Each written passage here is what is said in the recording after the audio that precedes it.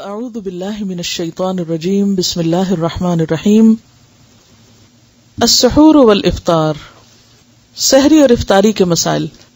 سحری کھانے میں برکت ہے۔ نیند سے اٹھ جانے کے بعد جان بوجھ کر سحری ترک نہیں کرنی چاہیے۔ عن انس رضی اللہ عنہ قال قال رسول اللہ صلی اللہ علیہ وسلم تسحروا فإن فی السحور برکہ، متفق علیہ۔ حضرت انس رضی اللہ عنہ سے روایت ہے کہ رسول اللہ صلی اللہ علیہ وسلم نے فرمایا سحری کھاؤ کیونکہ سحری کھانے میں برکت ہے۔ اسے بخاری اور مسلم نے روایت کیا ہے۔ اور برکت کا معنی یعنی تھوڑا بھی کھا لے تو اس سے انسان کی سیٹسفیکشن ہو جاتی ہے، اور بالکل اگر کچھ نہ کھائے تو اس سے ایک اور طرح کی فیلنگ ہوتی۔ دوسری بات یہ کہ جو کھانا بابرکت ہوتا ہے وہ انسان کی صحت کا بھی ضامن ہوتا ہے، یعنی اس وقت کا کھانا جو ہے وہ انسان کے لیے کئی قسم کے فائدے رکھتا ہے۔ رمضان المبارک میں فجر کی اذان سے پہلے سحری کے لیے اذان دینا سنت ہے، یعنی سحری کے لیے جگانے کو جو اذان دی جاتی ہے، سحری کا وقت بتانے کو، تو وہ اذان بھی دی جا سکتی ہے۔ عن عائشہ رضی اللہ عنہا ان بلالا رضی اللہ عنہ کان یؤذن بلیل فقال رسول اللہ صلی اللہ علیہ وسلم کلوا واشربوا حتى یؤذن ابن ام مکتوم فانه لا یؤذن حتى یطلع الفجر، متفق علیہ۔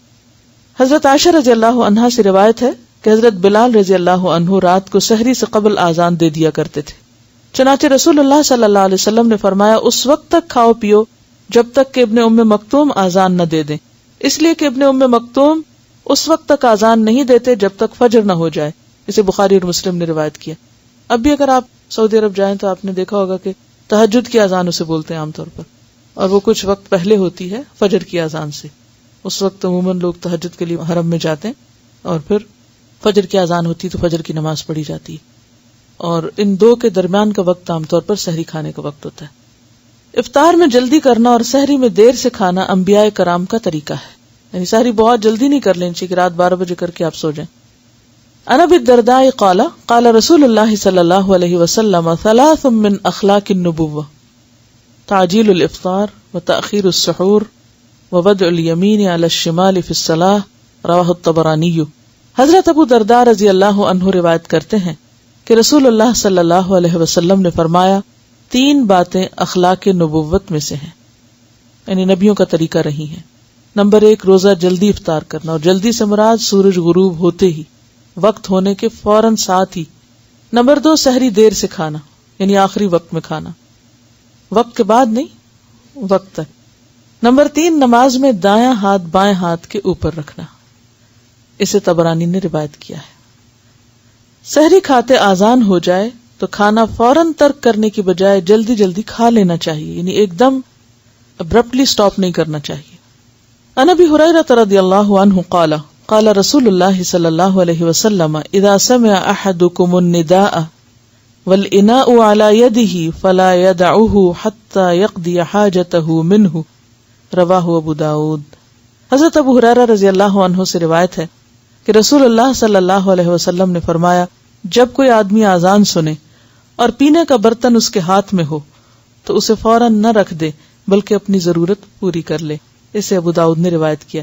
اب دیکھیے کہ کتنی حکمت ہے، کھانے کی وجہ پینے کا برتن کہا گیا ہے، کیونکہ یا تو آخر میں پانی پیتے ہیں یا چائے پیتے ہیں۔ تو چائے پیتے وقت یعنی بازو کو تھوڑی سی رہتی ہے تو اس کو اذان ہوتے ہوتے مکمل کر لیں، لیکن یہ نہیں کہ ایک کپ پینے کے بعد ایک اور بھی انڈیل لیں۔ روزہ افطار کرنے کے لیے غروب آفتاب شرط ہے۔ عن عمر رضی اللہ عنہ قال قال رسول اللہ صلی اللہ علیہ وسلم اذا اقبل اللیل من ها هنا وادبر النهار من ها هنا وغربت الشمس فقد افطر الصائم، متفق علیہ۔ حضرت عمر رضی اللہ عنہ کہتے ہیں رسول اللہ صلی اللہ علیہ وسلم نے فرمایا جب رات آ جائے، دن چلا جائے اور سورج غروب ہو جائے تو روزہ دار روزہ کھول لے۔ اسے بخاری اور مسلم نے روایت کیا ہے۔ دوران سفر جہاز پر سوار ہوتے وقت اگر روزہ افطار کرنے میں 15 منٹ باقی ہوں لیکن پرواز کی مطلوبہ بلندی پر پہنچ کر سورج 1 گھنٹے بعد غروب ہوا تو روزہ بھی 1 گھنٹے بعد ہی افطار کیا جائے گا۔ اسی طرح سحری کے وقت کا تعین بھی حاضر جگہ اور مقام کے لحاظ سے کیا جائے گا۔ اس میں بہت دلچسپ بات ہے۔ ایسا ہوا کہ ایک مرتبہ رمضان میں سفر تھا تو لوگ فلائٹ پہ بیٹھے ہوئے تھے، تو جو ہی ابھی فلائٹ اٹھ رہی تھی تو افطار کا وقت ہو گیا۔ تو انہوں نے اعلان کر دیا کہ افطار کر لیں. لوگوں نے افطار کر لیا اور جب فلائٹ سٹیبل ہوئی اوپر گئی تو سورج نظر آ گیا اور لوگوں نے شور مچا دیا کہ ہمارا روزہ خراب کر دیا ہے, ابھی تو سورج غروب ہی نہیں ہوا. تو یقیناً جب آپ اوپر جا کے دیکھیں گے تو سورج ابھی نظر آ رہا ہوگا, نیچے ہوں گے تو سورج آپ کو نہیں دکھے گا. تو بات یہ ہے کہ اگر تو ابھی جہاز نیچے ہی ہے اور اس وقت ہو چکا ہے اور آپ افطار کرتے ہیں تو آپ کا افطار درست ہے, بھلے 5 منٹ کے بعد اوپر جا کے آپ سورج دیکھتے ہیں, کیونکہ اس وقت کو شمار کیا جائے گا جب آپ اس خاص مقام پر تھے. یہ شریعت کے احکام زمان, مکان اور کیفیت اور کمیت اور وہ تمام چیزوں کو سامنے رکھ کے طے ہوتے ہیں. لیکن اگر افطار ہونے میں 5 منٹ تھے اور اتنے میں جہاز اوپر چڑھ گیا اور اب وہ 5 منٹ کتنے بن گئے, 1 گھنٹہ بن گیا, تو اب آپ 5 منٹ بعد افطار نہیں کریں گے جب تک وہ 1 گھنٹہ گزرے گا نہیں اور وہ سورج غروب نہیں ہوگا, افطار نہیں ہو سکتا. تازہ کھجور, خشک کھجور, چھہارا, پانی سے روزہ افطار کرنا مسنون ہے. نمک سے روزہ افطار کرنا سنت سے ثابت نہیں. عن انس رضی اللہ عنہ قال كان النبي صلی اللہ علیہ وسلم يفطر على رطبات قبل ان يصلي فإن لم تكن رطبات فعلى تمرات فإن لم تكن حسى حسوات من ماء رواہ ابو داؤد والترمذی حسن.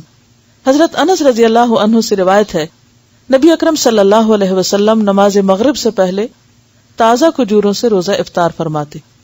اگر تازہ کھجوریں نہ ہوتی تو خشک کھجوروں سے, جن کو چھہارے کہتے ہیں.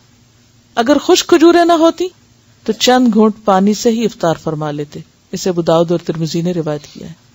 کھجور میں چونکہ انرجی بھی ہوتی ہے, وہ ایک طرح سے کھانے کی جگہ ہوتی ہے اور اس کے بعد نماز پڑھنا آسان ہو جاتا ہے, فوری طور پر انرجی بحال ہو جاتی ہے, اور یہی ایفیکٹ جو ہے وہ پانی کا ہوتا ہے. روزہ افطار کرتے وقت درج ذیل دعا مانگنا مسنون ہے.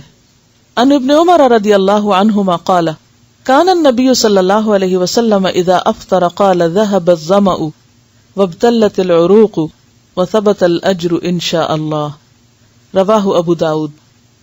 حضرت عبداللہ بن عمر رضی اللہ عنہ سے روایت ہے کہ نبی اکرم صلی اللہ علیہ وسلم جب روزہ افطار فرماتے تو یہ دعا پڑھتے, ذهب الظمأ وابتلت العروق وثبت الاجر ان شاء اللہ. پیاس ختم ہوئی, رگیں تر ہو گئیں اور روزے کا ثواب انشاءاللہ پکا ہو گیا.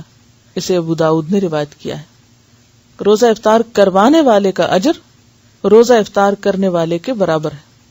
عن زید بن خالد الجہنی رضی اللہ عنہ قال قال رسول اللہ صلی اللہ علیہ وسلم من فطر صائما كان له مثل اجره غیر انه لا ينقص من اجر الصائم شيئا. رواہ الترمذی. حضرت زید بن خالد جوہنی رضی اللہ عنہ کہتے ہیں, رسول اللہ صلی اللہ علیہ وسلم نے فرمایا, جس نے روزہ دار کو روزہ افطار کرایا اسے بھی اتنا ہی اجر ملے گا جتنا اجر روزہ دار کے لیے ہوگا, اور روزہ دار کے اجر سے کوئی چیز کم نہ ہوگی. اسے ترمذی نے روایت کیا ہے. یعنی روزہ رکھنے کا جو ثواب روزہ دار کو ملے گا, افطار کرانے والے کو بھی اتنا ہی ملے گا, اور یہ اس سے لے کے نہیں دیا جائے گا, اللہ تعالیٰ اپنی خاص رحمت سے عطا کرے گا. روزہ افطار کروانے والے کو درج ذیل دعا دینی چاہیے. ان انس رضی اللہ عنہ قال كان رسول اللہ صلی اللہ علیہ وسلم اذا افطر عند قوم قال افطر عندكم الصائمون واكل طعامكم الابرار وتنزلت علیکم الملائکۃ. رواہ احمد. حضرت انس رضی اللہ عنہ کہتے ہیں, رسول اللہ صلی اللہ علیہ وسلم جب کسی کے ہاں روزہ افطار فرماتے تو ان کو یہ دعا دیتے, کیا؟ افطر عندکم الصائمون واکل طعامکم الابرار وتنزلت علیکم الملائکہ. اس کا ترجمہ ہے, روزہ دار تمہارے ہاں روزہ افطار کرتے رہیں, یعنی آئندہ بھی تمہیں یہ موقع ملتا رہے. نیک لوگ تمہارا کھانا کھاتے رہیں اور فرشتے تمہارے ہاں نازل ہوتے رہیں, یعنی رحمت لے کر. کسی بھی جگہ فرشتوں کا نازل ہونا باعث رحمت ہے, الا یہ کہ کوئی مجرم قوم ہو. اسے احمد نے روایت کیا ہے. اس کا یہ مطلب نہیں کہ بھاری بھاری افطاریاں ہی کرائی جائیں تو تب یہ ثواب ہو سکتا ہے. آپ ایک کھجور سے, ایک گھونٹ پانی سے بھی کسی کا روزہ کھلوا دیتے ہیں تو اس سے بھی یہ ثواب ہوتا ہے. بعض اوقات ایک کام بظاہر ٹھیک نظر آ رہا ہوتا ہے لیکن اس کا نتیجہ درست نہیں ہوتا. تو ہمیشہ نتیجے کو دیکھ کر کام کا آغاز کریں. اگر افطار کرانے کا ثواب بہت زیادہ ہے تو دوسری طرف اس چیز کو بھی ذہن میں رکھیں کہ یہ نہیں کہ سارا دن آپ اتنے ہلاک ہو جائیں کہ پھر آپ اپنی تراویح بھی چھوڑ دیں اور اگلے دن کی سحری بھی خطرے میں پڑ جائے اور نمازیں بھی آپ کی جلدی جلدی ہوں. تو ایک نیکی کرتے وقت دوسری نیکیوں کو ختم نہیں کرنا بلکہ ہر کام میں اعتدال کے ساتھ. السلام علیکم ورحمۃ اللہ وبرکاتہ.